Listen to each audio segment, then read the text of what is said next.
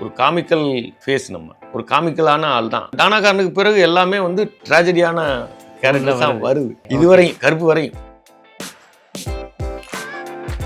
பாலாஜி வந்து என்ன சொன்னார்னா, அஜய் பிரகாஷ் சார் வந்து, சார் படம் முழுக்க இருப்பீங்க, ஆனால் உங்களுக்கு சீனாக ஒரு 3 சீன் தான் இருக்கும். நீங்கள் உங்களுக்கு நடிக்கிறதுக்குன்னு ஸ்கோப் இருக்கிறது 3 சீன் 4 சீன் தான் இருக்கும். ஆனால் படம் முழுக்க நீங்கள் இருப்பீங்க, அவர் ரிவியூவில் ஆகும், நீங்கள் ஃபஸ்ட்டு சீன்லேருந்து இருப்பீங்க அப்படின்னு சொன்னார். நிறைய சீனில் இல்லாமல் இருப்பேன், அது காரணம் எனக்கு அம்மா போட்டுருச்சு நடுவில் ஒரு 20 நாள் நான் இல்லை. ஏன் ரிவ்யூவிலே, கருப்பு ரிவ்யூவிலே 2-3 பேர் பேசி நான் ரிவ்யூ பார்க்குறேன். அந்த கேரக்டர் ஒருத்தர் சொல்கிறாரு, சும்மா அந்த படத்தை போய் பாருங்கள், கேரளாவிலேருந்து ஆர்டிஸ்ட்டை கூட்டி வந்து நடிக்க வைக்கிறீங்கன்னு சொல்கிறாங்க. அந்த ஒரு கேரக்டர் பண்ணியிருக்காரு, இந்த ஒரு கேரக்டர் கோர்ட்டிலே எல்லாத்தையும் இழந்ததாக ஒரு கேரக்டர் பண்ணியிருக்காரு. அவர் மலையாள ஆர்டிஸ்ட் தான் நினைக்கிறேன். அவர் மலையாளத்தில் அப்படி நடிக்கணும்ல அப்படின்னு அவர் சொல்கிறாரு. நான் எனக்கு சிரிப்பு வருது. உருவாக்கும் மண் SNS, வெற்றியின் மண் SNS.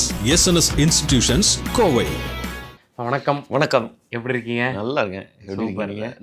நல்லா இருக்கேன். ஸோ இந்த இன்டர்வியூவில் ஆடியன்ஸுக்கு வந்து இவர் நம்ம நிறைய படங்கள்ல நம்ம பார்க்குறோமே, யார் இவர் அப்படின்றத வந்து மக்கள் தெரிஞ்சுக்கணும் அப்படின்றதுக்காக தான் அந்த இன்டர்வியூ. ஏன்னா இந்த வாரத்திலேருந்து ஆரம்பிக்கிறேன் அப்படின்னா, மீடியாவில் இருக்கவங்களுக்கும் சினிமாவில் இருக்கவங்களுக்கும் அரசியலில் இருக்கவங்களுக்கும் உங்களை ரொம்ப நல்லாவே தெரியும். உங்களுடைய ஷோ சட்டரிக்கல் ஷோ, நீங்கள் ஒரு ஆக்டிவிஸ்ட்டு, ஸோ இந்த ஜோன்லேருந்து ஆரம்பித்து இப்போ நீங்கள் நடிக்கிறது எல்லாமே தெரியும். பட் மக்களுக்கு ஜென்ரல் ஆடியன்ஸுக்கு நிறைய படங்களை நம்ம பார்க்கவே, இப்போ கருப்புலலாம் உங்களோட கேரக்டர் வந்து சூப்பராக எல்லாராலையும் பேசப்பட்டுச்சு. ஸோ உங்களை பற்றி மக்கள் தெரிஞ்சுக்கணும் அப்படின்றதுக்காக தான் இந்த இது. எங்கிருந்து ஆரம்பிக்கலாம் அப்படின்னா, இப்போ நீங்கள் வந்து பார்ட்டியில், கம்யூனிஸ்ட் பார்ட்டியில் ஜாயின் பண்ணி, அதுக்கப்புறம் நீங்கள் அறிவொளி இயக்கத்துலேருந்து அப்புறம் ஸ்டேஜ் ஷோ பண்ணி, சட்டரிக்கல் ஷோ பண்ணி, இதெல்லாம் வந்து சினிமாவில் இருக்கவங்க, மீடியாவில் இருக்கவங்களுக்கு தெரியும். உங்களுக்குள்ள ஒரு சினிமா ஆசை ஒன்று வந்திருக்கோம்ல, அங்கேருந்து ஸ்டார்ட் பண்ணலாம். ஓகே, அது வந்து ரொம்ப நீங்கள் ஒரு சேஞ்சு கம்யூனிஸ்ட் பார்ட்டியில் சேர்ந்து அறிவொலிக்குள்ள உள்ள அறிவொலி வந்து கம்யூனிஸ்ட் பார்ட்டி. அதுக்கு முன்னாடியே வந்து நான் அந்த அறிவொலிக்குள்ளே வர்றதுக்கு காரணமே என்னோட ஆக்டிங் விருப்பம் தான். அப்போ ஒரு பெரிய சினிமா ஆசைகள்லாம் இருந்தது. சென்னைக்கெல்லாம் சின்ன வயசுலேயே முடியாந்துட்டு திருப்பி போட்டேன். அப்போ அறிவொலியில் நான் போய் நடிக்க ஆரம்பிக்கல. அப்போ ஒரு நோக்கம் இருந்தது. அப்புறம் தான் ஒரு சரி, இது வெறும் நடிப்புங்கிறத தாண்டி சினிமா மட்டும்தான் இருந்தது. அப்போ சரி, ஏதோ நடிச்சிடலாங்கிற ஆசை இருந்தது. அப்புறம் அறிவொலிக்குள்ளே வந்த பிறகு தான் நாடகம், அது ஒரு நடிப்பு. அது நடிப்புனா என்ன, ஆக்டிங்கிறது சும்மா ஏதோ இது இல்லை. அது அந்த எக்ஸ்பீரியன்ஸ் தான் இப்போ எனக்கு பண்ணுற படங்களில் கொடுக்குது. அது அங்கேருந்து தான் நான் முதல்ல தொடங்கினது. அப்புறம் ரொம்ப காலம் அந்த பக்கமே இருந்துட்டேன். ஓகே, ஒரு சினிமா வரட்டும் அப்படின்ட்டு அந்த பக்கமே இருந்துட்டேன். இப்போ தான் கொஞ்சம் சினிமாவுக்குள்ளே ஸ்பீடாக நிறைய படங்கள் வர ஆரம்பிச்சு. ஓகே. ஸோ முதல் படம் என்ன? ஏன்னா இன்னைக்கு கருப்புல உங்களோட பார்த்துட்டு, டானாக்காரன்ல உங்களை பார்த்து எல்லாரும் சூப்பராக பர்ஃபார்ம் பண்ணுறாரு, யார் இவருன்றது தான் எல்லாரும் எதிர்பார்க்குறது. ஆமாம்.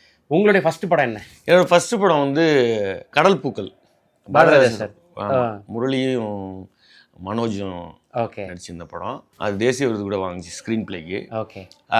நாடக குழுக்கள் எல்லாம் அந்த நடிக்கிறவங்களெல்லாம் சேர்க்கணும்னு சொல்லி பாரதி கிருஷ்ணகுமார் அங்கே ஒர்க் பண்ணார். அப்போ அவர் மூலமாக அந்த நம்ம தாமேசா குழுக்கள், அந்த குழுக்கள்லாம் வந்து ஒரு இது எடுத்தாங்க, ஆடிஷன் எடுத்தாங்க. அதில் செலக்ட் ஆகி போய் பண்ணோம். கடல் பூக்களில் என்னென்னா, ஒரு ஜனகராஜ் சார், வடிவேல் சார், வடிவேல் கூட ஒரு பெரிய காம்பினேஷனில் ஒரு 8 நாள் ஷூட்டிங்லாம் முடிஞ்சிருச்சு. அப்புறம் அந்த படத்துலேருந்து வடிவேல் அவங்களுக்குள்ள ஏதோ அது அந்த டைமில் எனக்கு ஒன்றும் தெரியல. ஓகே, எடுத்தாங்க. ஜனகராஜ் சார் இருந்தார். அப்புறம் 3 பேர் காம்பினேஷனில் காமெடி ட்ராக்கெல்லாம் ஒரு 8 நாள் 10 நாள் எடுத்தாச்சு. அப்போ எல்லோரும் சொன்னாங்க, நீ பெரிய ஆளாக வந்துடுவே அப்படின்லாம் சொன்னாங்க. கடைசியில் அது படத்தில் வரல, எடிட்டு. அப்புறம் சார் வந்து ரொம்ப பாரதிராஜன் சார் வந்து இருறான்னு அப்புறம் 2 வருஷமாக அவர்கிட்ட இருந்தேன். அவர்கிட்ட கொஞ்சம் அசிஸ்டண்ட் அந்த மாதிரி எழுதிட்டு, அப்புறம் இந்த தமிழ் திரையெல்லாம் ஆரம்பித்தாங்க, சேனல் ஆரம்பித்தாங்க. அதுக்கு ஸ்கிரிப்ட் எழுதிட்டு அந்த மாதிரி பாரதிராஜன் சார் ரொம்ப ஒரு 2 வருஷத்துக்கு மேலே இருந்தேன். ஓகே. அப்புறம் ஒன்றும் படம் அப்புறம் ரொம்ப நெருக்கடி ஆகிடுச்சு, திருப்பி ஊருக்கு நான் போயிட்டேன். அவ்வளோதான் ஃபஸ்ட்டு படம். அப்புறமா கல்லூரி தான். அதுக்கப்புறம் கல்லூரி. ஓகே. இடையில சில NFDC படம் வந்து நடித்தேன். அது பண்ணேன். அது பெருசாக அது NFDCக்காக பண்ண படம். ஓகே. ஏன்னா கல்லூரி படம் நிறைய பேர் பார்த்துருப்பாங்க, நிறைய பேரோட ஃபேவரட் லிஸ்ட்டில் அந்த படம் நிச்சயமாக இருக்கும். நீங்கள் கல்லூரி படத்தில் நடிச்சிருக்கீங்கன்னு சொல்லி நண்பர் ஒருத்தர் சொல்லும்போது, கல்லூரி படம் நம்ம இத்தனை தடவை பார்த்துருக்கோமே, இவர் என்னவா நடிச்சிருக்காருன்றது பார்த்துட்டு மறுபடியும் ஒரு தடவை போய் பார்த்தேன். ஓகே. பார்த்தா அந்த சம்பவம் நடக்கும். அப்போ ஒரு ஹோட்டல் இருக்கும், அந்த ஹோட்டல் பக்கத்தில் தான் அந்த பஸ் எரிப்பு நடக்கும். அதே போல் அந்த இடத்துக்கு தான் எல்லாருமே வருஷம் வந்து ஒரு நினைவஞ்சலி செலுத்திட்டு போவாங்க. அந்த ஹோட்டல் வச்சிருக்கிற ஆள் நீங்கள் தான். அது நினைவஞ்சலியாக மாற்றினார். அப்புறம் என்னன்னா அந்த ஆந்திராவுக்கு ஷூட்டிங் போயாச்சு. ஓகே. முதல்ல ஸ்கிரிப்ட் படி எனக்கு சொல்லியிருந்தது பாலாஜி சார் இப்போ சொல்லியிருந்தது வந்து கோர்ட்டில் வந்து நான் சாட்சி சொல்லுவேன். ஓஹோ. இவங்க தான் அந்த நான் தான் சாட்சி, நான் தான் எரிச்சதை பார்த்தது சாட்சி சொல்லுவேன். அந்த வந்து அவங்கள வந்து இவங்க அந்த பசங்க வந்து பழி வாங்குவாங்க. இதுதான் கிளைமாக்ஸ் இருந்தது. ஓகே. ஷூட் போயாச்சு ஆந்திராவுக்கு ஷூட் போனால் அந்த அந்த அந்த விக்டிம் அவங்களுக்கு இவங்க இருக்காங்கல்ல அந்த அந்த குற்றவாளிகள் அவங்களுக்கு வந்து தண்டனை கோர்ட் கொடுத்துருச்சு. ஓ, இந்த ஷூட்டிங் போயிட்டு இருக்கல அங்கே போய் அப்புறம் இதை மாற்றினாங்க. கிளைமாக்ஸை வந்து அப்புறம் வந்து அவங்க அஞ்சலி செலுத்துறதாக மாற்றுறது, அவங்கள்ட்ட வந்து நான் அந்த சம்பவங்களை சொல்கிறதாக அவங்கள்ட்டே சொல்கிறதாக மாறிச்சு. அது கோர்ட்டில் சாட்சி சொல்லி அது வேற மாதிரி அது அந்த அநேகமாக அந்த கிளைமாக்ஸை தான் இதில் வச்சுருந்தாரு, வழக்கெண்ணில் வச்சிருந்தாரு. ஓ, ஓகே ஓகே. ஆமாம். கல்லூரிக்கு எப்படி பாலசக்தி சார் உங்களுக்கு? அவர் மேடைகளில் பார்த்தது தான். ஓகே. பார்த்துட்டு நம்ம நாடகங்கள் பார்த்துட்டு அவர் ஒரு தடவை அவர் கூப்பிடுங்க கூப்பிட்டு அவர் ரொம்ப யதார்த்தமாக தானே வேணும்னு அது மாதிரி அந்த படங்கள்லேயே பார்த்தீங்கன்னா எல்லாமே புதுமுகங்கள் தான் இருப்போம். ஓகே. அந்த மாதிரி தான் அந்த ரோல் வந்து. இன்னைக்கு சார் நிறைய படங்கள் நடிக்க ஆரம்பிச்சிட்டாரு. ஆமாம்மா. இன்னைக்கு அவரு பார்த்துட்டு கொட்டுக்காலியெல்லாம் பார்த்துட்டு என்னை ரொம்ப பயங்கரம் கட்டி பிடிச்சிட்டு மட்டிட்டீங்கன்னாரு. கொட்டுக்காளி வந்து அவருக்கு ரொம்ப கொட்டுக்காளி ரொம்ப பிடிச்சிருந்தது. ஓகே. ஸோ கடல் பூக்கள் பண்ணுறீங்க, நடுவில் கேப்பு, ஊருக்கு போகிறீங்க, மறுபடியும் பாலராஜா சார்கிட்ட அசிஸ்டண்டாக ஒர்க் பண்ணுறீங்க, அப்புறம் ஊருக்கு போகிறீங்க வரீங்க, கல்லூரியில் ஒரு வாய்ப்பு இருக்குது. அது கடல் பூக்களுக்கு அப்புறம் கல்லூரி தான். கல்லூரிக்கு அப்புறம் பெருசாக நான் படம் பண்ணலை. நான் சேனல்களில் வேலை பார்க்க ஆரம்பிச்சிட்டேன். நம்ம சேனல்லாம் வேலை ப்ரோக்ராம் பண்ண ஆரம்பிச்சு எனக்கு அந்த நேரத்தில் பட வாய்ப்புகள் வந்துச்சு. ஓகே. அப்போ நான் போக முடியல. சேனலில் இருந்து லீவ் போட்டு நம்ம வேலை செஞ்சுட்டு போக முடியாமல் இருந்தது. அப்பப்போ ஏதாவது 1-2 இது வாய்ப்புகள் வரும், அப்படியே வந்துக்கிட்டு இருந்துச்சு. அப்புறம் நான் இதெல்லாம் சேனல்லாம் விட்டுட்டு ஒரு கட்டத்தில் நம்ம சினிமாவுக்கு போயிடுவோம் பண்ணலாம் அப்படின்னா இடையில நான் ஷோ பண்ணிக்கிட்டே இருக்கேன். வெளியில் போயிட்டே தான் இருக்கேன், இப்போ கூட போயிட்டு தான் இருக்கேன். அதை நான் இது பண்ணலை. அப்போ தான் அந்த மாதிரி இனிமேல் சினிமா தான் அப்படின்னு முடிவுக்கு அப்புறம் இப்போ நிறைய படங்கள் என்னென்னா நம்ம போய் ஒரு நமக்கு எல்லாரையும் தெரியுது, நமக்கும் ஒருத்தர் தெரியுதுன்னா நம்ம போய் அவர்கிட்ட போய் வாய்ப்புன்னு கேட்க நமக்கும் கூச்சமாக இருக்குது. அவங்களுக்கு சங்கடப்படுத்துறதா. ஓகே. நம்ம ஏதாவது செய்ய முடியலன்னா அவங்களுக்கு அது சங்கடம் தானே. சங்கடப்படுத்தல இயக்குநர்கள் எல்லாருமே நிறைய பேர் தெரியும், மேடைகளில் பார்த்துருக்காங்க. நம்மளா வாய்ப்பு அவங்களா கூப்பிட்டாங்கன்னா நம்ம வந்து பண்ணலாம். Okay okay. ஸோ அப்போது மறுபடியும் ஒரு பிரேக் ஆகி நீங்கள் வந்து சேனல்லாம் ஒர்க் பண்ணிட்டு இருக்கும்போது அப்போ ஒரு கடத்தில் நீங்கள் சொன்ன மாதிரி சரி எல்லாத்தையும் விட்டுருவோம், சினிமாவுக்கு தான் நம்ம ஃபஸ்ட்டு ஆசைப்பட்டோம், சினிமாவுக்கு போயிடலாம் அப்படின்ற முடிவுக்கு வர்றதுக்கான ஏதோ ஒரு உந்துகோல் இருந்திருக்கும்ல. என்னன்னா சேனலில் இருக்கும்போது படங்கள் வாய்ப்பு வருது. சேனல் அதனாலேன்னு நிற்கல. சேனலில் வந்து நம்ம ஒரு 25 வருஷமாக வேறு மாதிரி சுற்றிக்கிட்டு இருந்தாலும் அங்கே போய் உட்காந்து டெய்லி சனி ஞாயிறு தான் வெளியிலே போக முடியும் ப்ரோக்ராமுக்கு அப்படின்னு அந்த வாழ்க்கையை எனக்கு பிடிக்காம தான் வெளில வந்தேன். Okay okay. அப்புறம் ஃப்ரீயாக இருந்து நம்ம ஃப்ரீயாக இருக்குன்னு தெரிஞ்சு அதுக்கப்புறம் சினிமாக்களில் வந்து பண்ண ஆரம்பித்தேன். அப்புறம் பிரேக்குன்னா எனக்கு டானாக்காரன் தான். டானாக்காரனுக்கு முன்னாடி ஏதாவது நான் சேனலில் இருக்கும்போதே டானாக்காரன் பற்றி எனக்கு கமிட் பண்ணிட்டார் அவர். ஓ, அவர் முன்னாடி உங்களுக்கு தெரியும் தமிழக சம்பந்தம் எனக்கு? ஆமாம், அவரு பார்த்துருந்துருக்காரு. ராமேஸ்வரத்தில் அவர் அந்த கலைரவில் நிகழ்ச்சியில் அவர் பார்த்துருந்துருக்காரு. பார்த்துட்டு வேற ஒரு படத்துக்காக வேற ஒரு கதைக்காக ஒரு சாங் பண்ணணும், வித்தியாசமாக ஒரு வாய்ஸ் வேணும் அப்படின்னு என்னை தேடி வந்தாங்க. அப்போ தமிழ் சார் வந்தார், அவரை கூட்டிகிட்டு, மணிகண்டன் சாரை கூட்டிகிட்டு. அவர் வந்து அப்போ சொன்னார் அந்த படம் ரெடி, அந்த படத்துக்கு ஒர்க் பண்ண தான் முதல்ல வந்தேன். அப்போ சொன்னார் நான் ஒரு கதை வச்சுருக்கேன், அதில் சித்தப்பான்னு ஒரு கேரக்டர் இருக்குது, நீங்கள் தான் நடிக்கணும் அப்படின்னு 2015 சொன்னார். 15 சொன்னார். 18 தான் ஷூட் போகுது, 19 அப்புறம் ரிலீஸ் ஆகுது. அது நான் தாங்கிறதுல அவர் முடிவாக இருந்தார் அந்த கேரக்டரில். Okay okay. அதான் 2015 சொல்லியிருக்காரு. ஆமாம், 2015 சொல்லிட்டார். அந்த நம்ம அந்த ஸ்ப்ரெட்டு வந்து இந்த எம்ஜிஆர் நகர்லாம் அங்கே நிவாரண வேலையில் செஞ்சுக்கிட்டு இருக்கோம். அப்போ தான் வந்தாங்க என்னை பார்க்குறதுக்கு, வந்துட்டு இந்த சாங் ஒர்க் பண்ணுறதுக்காக வந்தாங்க. அப்புறம் அந்த சாங் ஒர்க் பண்ணிக்கிட்டு இருக்கையில அந்த படம் கொஞ்சம் ட்ராப் ஆச்சு. அப்புறம் மறுபடியும் இப்போ தான் அந்த படம் டேக் ஆஃப் ஆகிருக்கு. அது ஒரு வேற ஒரு படம், வேற ஒரு டேரக்டர். அப்போ அது வந்து சொன்னார். அதுக்கு முன்னாடி இது டேக் ஆஃப் ஆகி நமக்கு டானாக்காரன் நடிக்கும்போது உங்களுக்கு எப்படி இருந்தது? ஏன்னா இதுக்கு முன்னாடி நீங்கள் சினிமா நடிச்சிருந்தாலும் நீங்கள் தொடர்ந்து மேடைகளில் அதெல்லாம் நீங்கள் பெர்ஃபார்ம் பண்ணிட்டு தான் இருந்தீங்க. பட் சினிமா ஆசை இன்னொன்று இவ்வளோ நாளாக, ஏன்னா பொதுவாக ஒரு வார்த்தை கொடுக்குறாங்கன்னா அது மறுபடியும் டேரக்டர்ஸ் வந்து அவங்களுக்கு இருக்க ப்ரெஷரில் ஞாபகம் வச்சு அது நம்மளை மறுபடியும் கூப்பிடுறதுன்றது ஒரு பெரிய விஷயம். ஏன்னா அவங்களுக்கே நிறைய டென்ஷன் இருக்கும். பட் இத்தனை வருஷம் கழிச்சு உங்களை கூப்பிட்டு அந்த கேரக்டரை கொடுக்குறாரு, அது நீங்கள் நடிக்கும்போது உங்களுக்கு அவ்வளோ சந்தோஷமா இருந்தது? ரொம்ப சந்தோஷம். அதாவது அந்த கேரக்டருக்கு, அவ்வளோ பெரிய கேரக்டருக்கு ஒரு புதுசாக ஒரு என்ட்ராகிற ஒருத்தனுக்கு கொடுக்கணும்னு அவசியம் கிடையாது. எத்தனையோ ஆர்டிஸ்ட் அவங்களுக்கு வந்து சம்பளம் கொடுத்து பண்ண முடியும், எல்லாம் பண்ண முடியும். அதில் என்னமோ தெரியல, அவர் உறுதியாக இருந்துட்டார். அது அவருக்கு தான் நான் இப்போ எவ்வளோ காலம் ஆனாலும் என்னோட டைரக்டர்னு அவர் தான் நான் சொல்ல முடியும். Okay okay super. ஆமாம், அப்படிதான் நான் சொல்லுவேன். இப்போலாம் அவருக்கு இப்போ மார்ஷல் பண்ணோன்னா மார்ஷலுக்கு அவருக்கு கூப்பிட்டாருன்னா நான் என்ன ஒன்றுமே இப்போ இது பண்ண முடியாதுல்ல. அதனால் அவர் அந்த ரோல் கொடுத்து அது பண்ணிடுவீங்க அப்படின்னு நம்புறாருல, அந்த நம்பிக்கையை நம்மளை ஒர்க் பண்ண வைக்க முடியும். ஓகே. ஏன்னா டானாகரன் வந்து எல்லாராலும் செலிப்ரேட் பண்ணப்பட்ட படம், ஓடிடியில் வந்தது. பட் இப்போ நம்மள மாதிரி இப்போ உங்களை மாதிரியான ஒரு கலைஞர்களுக்கு வந்து ரொம்ப வருஷம் ஆசைப்பட்டு ஒரு விஷயம் நடக்குது அப்படிங்கும்போது அது தேட்டரில் வரலையேன்ற வருத்தம் வந்து இருந்தது தான். தேட்டரில் வரலையே அப்படின்னு அந்த நேரம் ரொம்ப தள்ளி போனது. ஒரு 2010 அந்த முன்னாடியே ரிலீஸ் பண்ணியிருந்திருக்க முடியும். அது எல்லாமே பயந்தாங்க, தேட்டருக்கு ஆள் வரமாட்டாங்கன்னு அவங்க பயந்துட்டாங்க. கோவிட் டைமாக இருக்குது, அவங்க எப்படி வருவாங்களா இல்லையான்னு அவங்களுக்கு டவுட் இருந்துச்சு. என்ன ரீச் கிடைக்கும்னு தெரியாது, புது கதைக்கலாம் எப்படின்லாம் சொல்ல முடியாதுல்ல. ஆனால் பயங்கர வரவேற்பாயிடுச்சு. ஓடிடியாக இருந்தாலும் கூட சில கல்லூரிகளுக்கெல்லாம் போயில கத்துறாங்க, படம் அவ்வளோ ஒரு ரீச் தான் அது. ஏன்னா அந்த படத்தில் வந்து உங்களுக்கான ஸ்பேஸ்ன்றது ஒரு குறிப்பிட்ட ஸ்பேஸ் தான் இருக்கும். ஆனால் அந்த ஸ்பேஸில் படம் முடிஞ்சு வெளியே வந்ததுக்கப்புறமும் உங்களோட கேரக்டர் வந்து மனசில், ஏன்னா ரிவ்யூவில் அதில் இந்த அவங்க ரிவெஞ்ச் எடுக்கிறதே எனக்காக தான், உங்களுக்காக டெத்துக்காக தானே அவங்க ரிவெஞ்ச் எடுக்கிறேன். அப்போ நான் படம் ஃபுல்லாக இருக்கிறதா அர்த்தம். கரெக்ட். அந்த கதையில் நான் ஃபுல்லாக நான் இறந்துட்டாலும் எனக்காக சித்தப்பாக்காக செய்யணும்டா, சித்தப்பா பிள்ளைங்களுக்காக செய்யணும் அப்படின்னு செய்யறதுனால அந்த என் கேரக்டர் அந்த மறுபடியும் அவங்க நினைச்சு பார்க்கையில அந்த குழந்தைகளோட விளையாண்டது அதெல்லாம் காட்சியா வரும்ல. அப்ப படம் முழுக்க நம்மளா இருக்க மாதிரியே ஃபீலிங். ஓகே. இப்போ உங்களுக்கு நடிக்கும் போது அதுல இருந்து கிடைச்ச அனுபவம்ன்றது என்ன? இப்போ ஒவ்வொரு படமும் நடிக்கும் போதும் இப்போ நான் அவர் இயக்குனர்கள் ஒரு மீட்டர் வச்சுருப்பாங்க, அவங்கள்ட்ட நான் பர்சனலாக கேட்டுக்குவேன், நான் வந்து இது போதுமா என்னன்னு அவங்க ஒரு மீட்டர் சொல்லுவாங்கல்ல, அதை நம்ம பிடிச்சிக்கிட்டோம்னாவே போதும். நான் பெரும்பாலும் இப்போ தமிழ்லாம் வந்து எல்லாருமே சொல்லுவாங்க, பாவல்லாம் சொல்லுவாப்புல, அவர் சொல்கிற மீட்டரை பிடிச்சிட்டா போதும்னே அப்படின்னு சொல்லுவாப்புல. பாவலே பெரிய நடிகர், அவர் சொல்லுவாப்புல பாவல் என்ன, அவர் தமிழ் ஒரு மீட்டரில் சொல்லி கொடுப்பாப்புல, அதை வந்து அந்த முடிச்சுக்கிட்டு நம்ம ஸ்டைலுக்கு அதை பண்ணோம்னாவே போதும் அப்படின்னு சொல்லுவாங்க. பொதுவாக அந்த டேரக்டரில் அது எல்லாருமே ஒரு கேரக்டராக எழுதையில் அவங்களுக்கு ஒன்று இருக்கும்ல, அவர் இது இந்த மாதிரி இருக்கணும்னு. அதுக்கு மேலே நம்ம தான் டூல், நம்ம தான் அதை டெவலப் பண்ணி பண்ணுறது. ஓகே. டானாகரன் பார்த்துட்டு உங்களுக்கு வந்த வாய்ப்புகள் என்ன? தொடர்ந்து வந்துருச்சு. இப்போ சின்ன படங்கள் வந்துச்சு. நம்ம எதையும் நான் ஒரு ஷார்ட் ஃபிலிமு கூட தட்டி இது பண்ணுறதில்ல. யாரா அது ரொம்ப காசு இருக்காது, அது என்எஃப்டிசி பசங்க வந்து எங்களுக்கு அந்த ப்ராஜெக்ட்டுக்கு நடிகன்பாங்க, பண்ணி கொடுப்பேன். அதெல்லாம் காசும் இல்லை ஒன்றும் இல்லை. நிறைய இந்த மாதிரி படங்கள் இப்போ நான் அந்த மாதிரி படம் பண்ணி ஒரு சின்ன ஷார்ட் ஃபிலிமில் நடித்து ஒரு ஆடிஷன் பண்ணாங்க. எனக்கு அந்த படத்தில் ஒரு வருஷத்துக்கு முன்னாடி அது அந்த கேரக்டர் சரியாக செட் ஆகாதுன்னு சொல்லி அப்புறம் அந்த ஷார்ட் ஃபிலிமை பார்த்துட்டு இதை கரெக்டாக இருக்குது, நல்லா இருக்குது அப்படின்னு பார்த்துட்டு அந்த படத்துக்கு கமிட் ஆகுது. அப்போ எது எங்கே வாய்ப்பு வரும்னு சொல்ல முடியாது, எது எங்கே வாய்ப்பு வரும்னு சொல்ல முடியாது.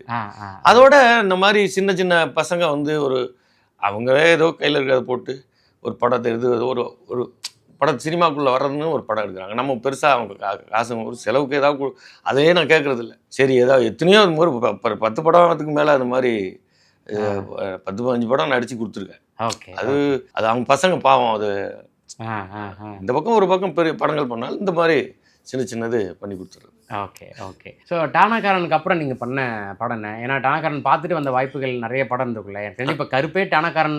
ஆமாம், ரெஃபரன்ஸ் டானாகரன் தான். டானாகரன் அந்த ஒரு சீனை போட்டு காமிச்சு தான் அவர் ஆர்ஜே பாலாஜிட்ட சொல்லியிருக்காங்க. சொல்லி அதுக்கப்புறம் வாய்ப்புகள் வந்து ரொம்ப வந்துச்சு. படங்கள் பெருசாக படம் போகாமல் இருக்கும், அல்லது நடிச்சது வராமல் இருக்கும். அந்த மாதிரி தான் பிரேக் ஆயிடுச்சு. சின்ன படங்கள்லாம் சின்ன கேரக்டர்கள் வந்தது. நம்ம மணிமாறன் சார், வெற்றிமாறன், அவர் ஒரு சங்கத்தலைவனில் ஒரு இது பண்ணேன். அந்த மாதிரி ஒரு சின்ன ஒரு கேரக்டர்களாக வருது, வந்து பண்ணிட்டு இருந்தேன். இப்போ ஒரு கருப்புல ஒரு பெரிய பிரேக். இதுக்கு இடையில லப்பர் பந்தில் ஒரு கமெண்ட்ரி ரோலு. ஆமாம், அதுவும் அந்த கோடாக்டர் ஒரு பையன் வந்து எனக்கு ஃபோன் பண்ணி இந்த மாதிரி ஒரு பண்ணால் நல்லா இருக்குன்னு விரும்புகிறாங்க, நீங்கள் பண்ணுவீங்களா? ஒரு 2 நாள் தான், சின்னது தான், ஒரு ஃப்ளாஷ்பேக்கில் வரதான், ஒன்றும் பிரச்சனை இல்லை, நம்ம தான் ஷார்ட் ஃபிலிமே நடிக்கிறாள். இப்போவும் நமக்கு எனக்கு அந்த கேரக்டர் இந்த கேரக்டர் ஒன்றும் இல்லை. ஒரு நாள் கால் ஷீட் ஒரு நாள் ஒரு சீன் நடிச்சிருக்கேன். இப்போ சசிகுமார் சார் படம் ஒரு நாள் தான், அது ஒரு நாள் ஒரு சீன் தான் வரும். அந்த சீன் அது ஒரு டைரக்டர் கேட்டார், ஆனால் நீங்கள் நடிக்கணும் நல்லா இருக்குன்னு, தாராளமாக நடிப்போம். நம்ம ஒரு லென்த்தாக வர்ற கேரக்டரும் பண்ணுறது தான். ஒரே ஒரு சீனில் வந்துட்டு போனாலும் அது நமக்கு என்ன ஸ்கோப் இருக்கோ அதுக்குள்ள நடிச்சிட்டு போனேன்.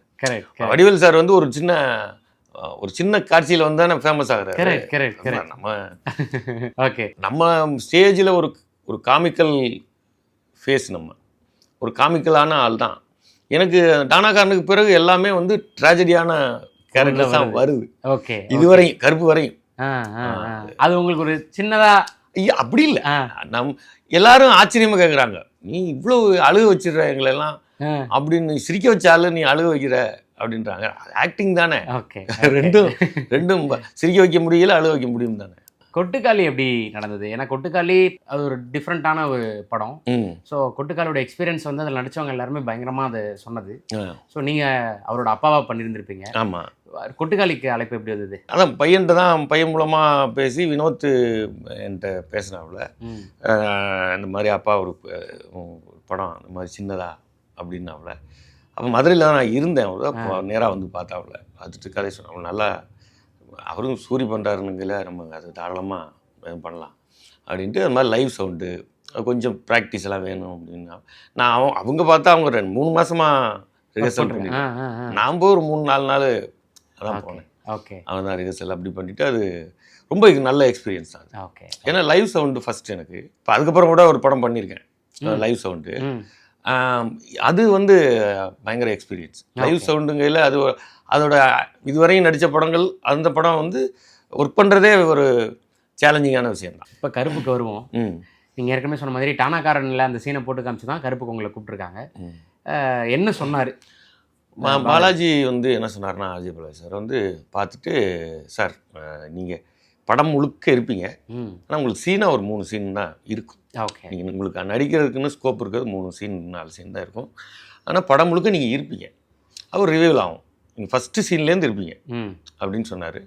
நிறைய சீனில் இல்லாமல் இருப்பேன். அது காரணம் எனக்கு அம்மா போட்டுருச்சு நடுவில் ஒரு 20 நாள் நான் இல்லை. அதுலேயும் அதனால கொஞ்சம் இல்லாட்டி இன்னும் சில போர்ஷன்ஸ் இருந்திருக்கலாம், போர்ஷன்ஸில் இருந்திருப்பேன், ரியாக்ஷன்ஸில் இருந்திருப்பேன். ஓகே, ஓகே, அந்த மாதிரி இருந்திருக்கும். அவர் சொல்லையிலே அதான் சொன்னார், ஒன்று கேரக்டர், அந்த கேரக்டர் சொல்லி இந்த மாதிரி எல்லாத்தையும் பறி கொடுத்த ஒரு கேரக்டர் அப்படின்ட்டு. எனக்கு அந்த ட்ரெஸ் எல்லாம் வந்து ஒரு ட்ரெஸ் எடுத்து கொடுத்தாங்க. அப்புறம் இல்லை கொஞ்சம் பெருசாக இருக்கலாம்னாங்க. நீ என்ன அளவு போடுவீங்கன்னா 40ன்னு 42 எடுத்து பார்த்தாங்க, 44 போட்டு பார்த்தாங்க, 46 சைஸ் போட்டாங்க. ஓகே, அப்புறம் பேண்ட்டு இதெல்லாம் வந்து ஒரு அவங்க அதை இதெல்லாம் 4-5 தடவை அந்த ட்ரெஸ்ஸு இதுவே நடந்துச்சு. அப்புறம் தாடி அப்படியே விட்டுருங்கன்ட்டாங்க. அப்புறம் தான் அது திடீர்னு ஒரு நாள் அப்புறம் எல்லாம் படம் போயிட்டே இருந்துச்சு, தாடி வந்துட்டே இருந்துகிட்டே இருந்துச்சு. நான் சேவ் பண்ணவே இல்லை. கருப்பில் இருக்கையில் ஒரு 2-3 படம் அந்த மாதிரி மிஸ் ஆச்சு. ஓகே, ஓகே, தாடி வேற எடுக்க முடியாது, அதனால 2-3 படம் மிஸ் ஆச்சு. என்ன படம்னு வேணாம், மிஸ் ஆச்சு. ஆனால் நம்ம மிஸ் ஆகிறதுலாம் வாய்ப்பு இருக்குதா, நமக்கு அதை ஒன்றும் சொல்ல முடியாது. அப்படிதான் இருக்கணும், வருத்தம் நமக்குள்ளாம் பட்டுக்கணும். அது அதை தாண்டி ஒரு இந்த படம் வந்து இவ்வளவு வெற்றி பெற்று நம்ம கேரக்டர் நிற்குது இல்லை ஒன்று பண்ணும்போது ஒரு நமக்கு, அதுவும் சூர்யா சார் படம் ஏற்கனவே ஜெய்பீமில் சின்னதாக தான் வந்துருப்பேன், பண்ணியிருப்பேன். ஜெய்பீம்லையா? ஆமாம், ஜெய்பீமில் என்னவா? ஜெய்பீமில் வந்து அந்த வக்கீலில் ஒரு கேரக்டர் வந்திருப்பேன். கோர்ட்டில் வருவீங்களா? கோர்ட்டில் வருவேன். அது வந்து ஆக்சுவலாக ஆடிஷன் பண்ணது இவர் நம்ம எம்எஸ் பாஸ்கர் சார் கேரக்டருக்கு தான் எனக்கு எடுத்தது. ஓகே, கூப்பிட்டாங்க. அப்புறம் அவங்க அந்த டீம் என்ன நினச்சாங்க, கொஞ்சம் ஏஜ் கம்மியாக இருக்குது. ஏன்னா சூர்யா சாரே கிரிட்டிசைஸ் பண்ணுறது, பார்க்க ஏஜ் கம்மியாக இருக்குது, இன்னும் கொஞ்சம் ஏஜ்டாக இருந்தால் பரவாயில்ல அப்படின்னா அவருக்கு அசிஸ்டண்ட்டாக, இப்போ எம்எஸ் பாஸ்கர் அசிஸ்டண்ட்டாக அவர் மாதிரி அவருக்கு பின்னாடி வர்ற ஆள் அப்படி இருந்தது. அப்புறம் அதை வளர்க்கலை, அப்படி விட்டுட்டாங்க. நானும் அது ஒரு சும்மா ஏதாவது இருந்தால் சொல்லுங்கன்னா அப்புறமா அவர் அவங்களுக்கு புரிஞ்சுட்டு. சூர்யா சார் கூட பண்ணது அது முதல்ல, அது ஃபஸ்ட்டு அதுக்கப்புறம் தான் கருப்பு. இப்போ கதை உங்களுக்கு சொல்லும்போது இந்த மாதிரி சீன்ஸாக உங்களுக்கு சொல்லிட்டாங்க. பட் இந்த கேரக்டர் உங்களுக்கு எக்ஸ்பிளைன் பண்ணியிருப்பாங்கல்ல? கேரக்டர் தான் சொன்னாங்க எனக்கு, இந்த கோர்ட்டுக்குள்ளே நடக்கிற கதை தான் அப்படின்னாங்க. என்கிட்ட சாமின்னு கூட சொல்லலை, அதுவே சொல்லலை. அப்புறம் தான் எனக்கு தெரியுது, ஷூட்டிங்ல தெரிஞ்சிடும்ல, அது தெரிஞ்சது. என் கேரக்டர் எனக்கு சொன்னாங்க, கோர்ட்டுக்குள்ளே வந்து இருக்கிற ஒரு எல்லாத்தையும் இழந்துட்டு இருக்கிற கேரக்டர் பேர் பேய் அப்படின்லாம் சொல்லி எனக்கு எக்ஸ்பிளைன் பண்ணி தான் பண்ணாங்க. ரொம்ப ஜாலியாகவும் ஒர்க் பண்ணுவாங்க அங்கே ஸ்பாட்லேயும். ஏன்னா நீங்கள் பேசுகிற சில வசனங்கள் வந்து தேட்டர் மூமெண்ட்டு. ஏன்னா நீங்கள் சொன்ன அந்த 3 சீன் நீங்கள் அவங்கள்ட்ட சொல்கிறாங்க. பட் நீங்கள் சொல்கிறது இருக்குல்ல, அவனும் நம்மளை மாதிரி கேஸ் கொடுக்க வந்தவன் தான், கடைசியாக சாமி ஆயிட்டான் அப்படின்றது. ஸோ அந்த இவர் இந்திரன் சாரோட உட்காந்து பேசும்போது கோர்ட்டுக்கு வரதே தண்டனை தான், கோர்ட்டுக்கு உடனே தண்டனைன்றது ஒரு எமோஷனான ஒரு சீன், ரொம்ப நல்ல வசனம் அது. ஸோ இந்த மாதிரி உங்களுக்கு கேரக்டருக்குன்றதுக்கான சீக்வன்ஸ் வந்து அங்கங்கே இந்திரன் சார் வந்து அந்த சீன் பண்ணையில் பண்ணி எடுத்தாச்சு, க்ளோஸ் 2-3 எடுக்கணும். அப்பவே என்கிட்ட கேட்டார்.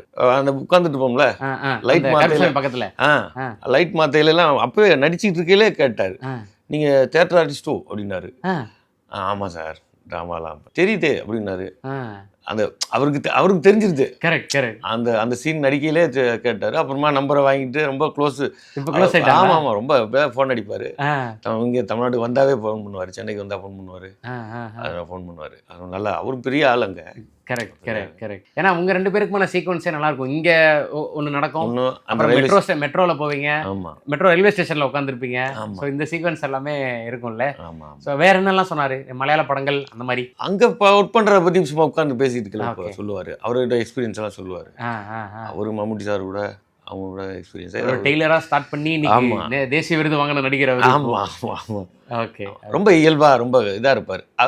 வந்து 2-3 நாள் அவரு வாங்கன்னா தெரியாது, பேசிட்டு இருப்பாங்க.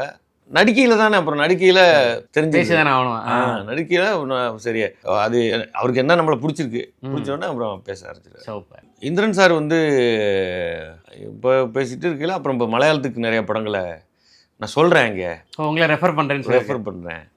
அவரு படம் இந்த ஒரு நாள் தள்ளி போடணும்னு ஃபோன் அடிச்சாரு.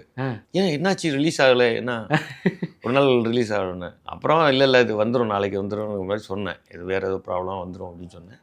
அப்போ சொன்னேன், நான் நிறையா உங்களை சொல்கிறேன் இங்கே மலையாள படங்கள்ல. அது மாதிரி ஒரு மலையாள படம் வாய்ப்பு வந்தது.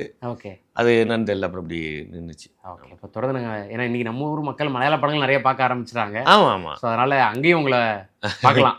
ஆமாம், நிறைய பேர் நம்மளை கேட்குறதே மலையாளியான்னு தான் கேட்குறாங்க. ஓ, ஓகே.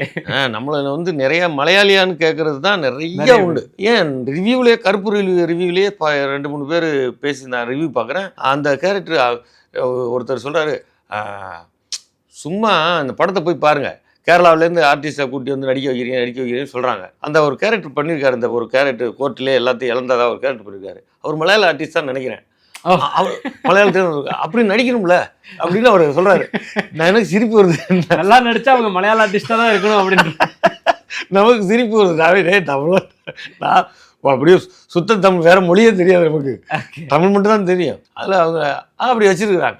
அவர் மலையாளி, நானும் மலையாளி, அப்படி தோற்றமும் நம்ம கொஞ்சம் மலையாளி மாதிரி இருக்குங்கிறதுனால அது ஒரு வேளை அப்படி இருக்குன்னு நினைக்கிறேன். ஓகே. சூர்யா சார் என்ன சொன்னார்? சூர்யா சார் செட்டில் ரொம்ப பேச மாட்டார். ஓகே, அங்கே யார்ட்டையும் பேச மாட்டார். ஒரு நாள் வந்து என் ப்ரோக்ராம்லாம் பார்க்குறேன்னாரு. எனக்கு அப்போவே ஆச்சரியம். ப்ரோக்ராம்லாம் பார்க்குறேன் சார், ப்ரோக்ராம் பார்க்குறேன், இவ்வளோ நேரம் எப்படி பண்ணுறீங்க, ஒரே ஸ்டெச்சா எப்படி பண்ணுறீங்க அப்படின்னாரு. எதிர்ப்புகள்லாம் வருமேன்னாரு. ஆமாம் சார், வரும் சார், வெரி குட், ரொம்ப சூப்பராக பண்ணுறீங்க, பண்ணுங்கள், ரொம்ப ரொம்ப நம்ம இவ்வளவு மண்டைக்குள்ள வச்சுக்கிட்டு அப்படி பண்ணுறீங்கன்னு ரொம்ப ஆச்சரியமாக இருக்குது. Okay, thank you sir. அவர் அப்புறம் தான் சொன்னாங்க அவங்க அசிஸ்டன்ட்ஸு, சார் உங்கள் ப்ரோக்ராம் பார்ப்பாரு, ரீல்ஸில் அதில் வரும்ல, அதில் வந்து பார்ப்பாருன்னு நினைக்கிறேன். பார்த்துட்டு ஓகே. ஸோ இப்போ இந்த கருப்போட சக்ஸஸ்ஸு, ஏன்னா டானக்காரனில் உங்களை எல்லாருக்கும் பரிச்சயம் ஆயிடுச்சு. இப்போ கருப்பு வந்து எல்லாருக்கும் உங்களை இன்னும் கொண்டு போய் சேர்த்துருச்சு. ஏன்னா படம் முடியும் போது இந்த பேய் எப்படி சண்முகம்ன்ற கேரக்டர் ரிவீல் ஆகுதுன்றதுலும் ஒரு எண்டிங் க்ளோஷர் பாயிண்ட் இருக்குது அப்படின்றது. இப்போ உங்களுக்கு வரக்கூடிய ஃபீட்பேக்ஸ்ல என்னவா இருக்கு? நிறைய வாய்ப்புகள் வருது, நிறைய படங்கள் வாய்ப்பு. கருப்பு ரிலீஸ்க்கு அப்புறம் வந்து ஒரு தயக்கம் இருந்திருக்கலாம் முதல்ல.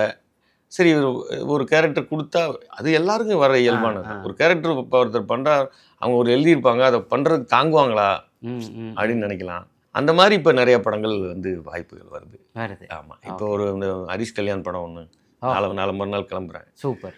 ஹரிஷ் கல்யாண் படம் போயிட்டுருக்கு. அது எனக்கு வர்றதே இப்போ ஒவ்வொரு படத்துலையும் ஒவ்வொரு வித்தியாசமான, அந்த பாரிஸ் கஃபேன்னு ஒரு படம் வரப்போகுது. ஓகே. அதில் குரு சோமசுந்தரம் அதுலேயும் பண்ணியிருக்கேன். சூப்பர். அதில் பண்ணியிருக்கேன். படத்துக்கு படம் எனக்கு வேரியேஷனான கேரக்டர்ஸ் வருது இப்போ வருது. ஆனால் நீங்கள் முன்னாடி சொன்னீங்கல்ல, இப்போ நான் அதுதான் அது வந்தது. அவர் சங்கத்தலைவன் அந்த மாதிரி 2-3 படங்கள் அப்படி வந்துச்சு. ஓகே, கருப்பு வரையும் அந்த ஒரு பேதாசா இருந்துச்சு. இப்போ கொஞ்சம் வேற ஒரு நார்மலான நம்ம மூஞ்சி எப்படி இப்படி இருக்கு. அவர் இப்போ இன்னைக்கு தான் அந்த இயக்குனர் சொன்னார், உங்கள் மூஞ்சி வந்து ரொம்ப இன்னோசென்ட்டாக இருக்குது அப்படின்னாரு. ஓகே, எனக்கு தெரியல, நமக்கு அது தெரியும், நாம சொல்லிட்டு இருக்க முடியல நம்ம இன்னோசென்ட். உங்களுக்கு என்ன மாதிரி ரோல்ஸ் பண்ணணும்னு ஆசை? ஏன்னா பொதுவாக எல்லா ரோல்ஸும் பண்ணணும்னு தான் நினைப்பாங்க. பட் இருந்தாலும் ஹியூமர் உங்களுடைய பலம் நீங்கள் நினைக்கிறீங்களா? எல்லாமே தான். நம்ம ஹியூமர் வந்து அது நம்மளை விட்டா தானே வரும். ஹியூமர் வந்து தனியாக வராது. ஓகே. கொடுத்து வாங்குறதுலாம் இருக்குது. அது எவ்வளோ வேணாலும் ஹியூமர் பண்ணலாம். ஹியூமர் எப்போ வேணாலும் பண்ணலாம்னு நான் நம்புகிறேன். எனக்கு இந்த மாதிரி நிற்கிறத அவன் பண்ணிடணும். இன்டென்ஸான கேரக்டர்ஸ் பண்ணிடணும். ஹியூமர் நம்ம நாசர் சார் பண்ணலையா? அவ்வளோ படங்கள் வந்து வில்லனா அது இதுன்னு பண்ணிட்டு திடீர்னு ஒரு காமெடினா கலக்கி விட்ருவாரு. அந்த மாதிரி இப்போ இது இருக்குல்ல, நமக்கு காமெடி நமக்கு எப்போதுமே நம்மகிட்ட இருக்குது. ஓகே. காமெடி இருக்குது, அது எப்போ வேணாலும் கிடைச்சா பண்ணலாம். இப்போ கூட ஒரு படம் காமெடியாக தான், காமெடி ஃபிலிம் தான் அது. Okay okay. கூப்பிட்டுருக்காங்க. ஓகே. காமெடி ஃபிலிம் தான் பண்ணலாம் சொல்லியிருக்காங்க. கன்ஃபார்ம் ஆமாம் நம்ம அதை சொல்கிறோம். Okay okay. உங்களுக்கு எந்த நடிகர்கள் ரொம்ப பிடிக்கும்? நீங்கள் ஆரம்ப காலத்துலேருந்து சரி, அதுக்கப்புறம் நீங்கள் பார்த்து இன்ஸ்பயர் ஆகிருப்பீங்கல்ல, சினிமாவுக்கு வரணும்னு ஆசைப்பட்டு, அப்போ யாரோட நடிப்பு பிடிக்கும்? இல்லை, இப்போ எனக்கு நடிப்பாக வந்து நிறைய பேர் சின்ன சின்னதாக ரொம்ப பேரை பிடிக்கும். ஃபஸ்ட்டு எனக்கு வந்து எம்.ஆர். ராதா தான். எம்.ஆர். ராதா ஆளினால் எம்.ஆர். ராதா. ஓகே. அது வந்து அது என்னோட கருத்தியல் ரீதியாகவும் கருத்தியல் நடிப்புமே. ஓகே. கருத்தியல் ரீதியாக இருக்கிற ஒன்று அது கருத்தியல் ரீதியாக நமக்கு பிடிக்கும். நடிப்புமே வந்து அவர் என்ன செய்வார்னு நீங்கள் அதுதானே ரொம்ப ஒரு நீங்கள் எதிர்பார்க்காம ஒரு சின்ன விதை கொடுத்துட முடியல அவரால். அப்படி ஒரு நடிகர்ல அவர். அந்த மாதிரி தான் நம்ம இன்ஸ்பயர்னா அவர் தான். ஓகே. இன்ஸ்பிரேஷன்னா அது ஆல் டைம் அவர். ஓகே. ஆல் டைம் அது எல்லா வகையிலையும் நம்ம ஒரு கருத்தியலாகவும் சரி நடிப்பாகவும் சரி. அப்புறம் யாரும் சொல்ல வேணாம், கமல் சார் தான் பிடிக்கும். கமல் சார் அது நீங்கள் என்ன கற்றுக்கலாம்ல.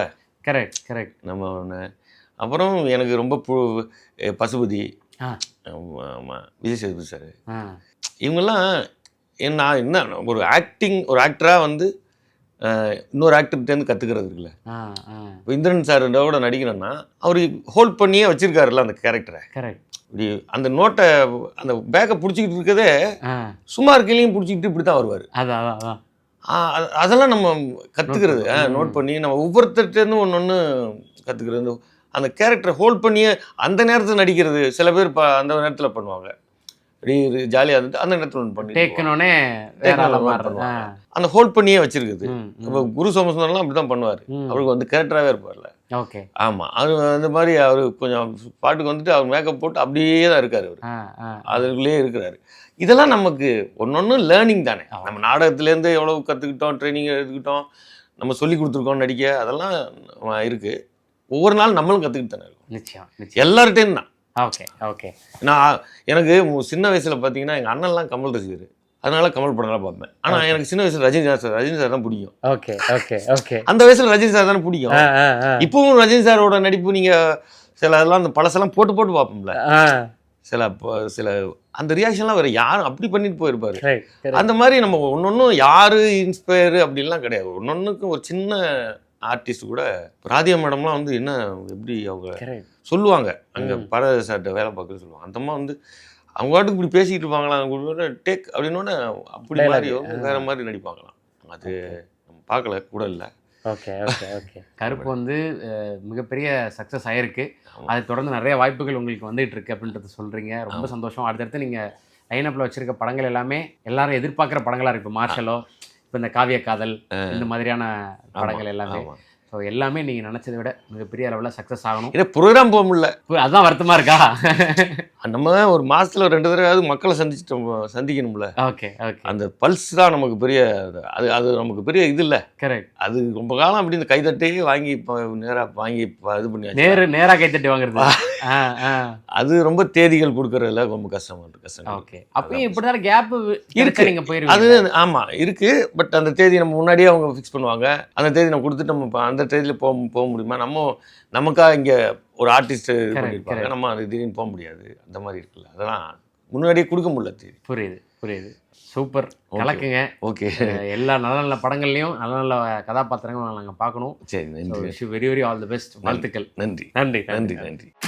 வெற்றியாளரை விதைக்கும் மண் SNS, வெற்றியாளரை உருவாக்கும் மண் SNS, வெற்றியின் மண் SNS, SNS இன்ஸ்டிடியூஷன்ஸ் கோவை.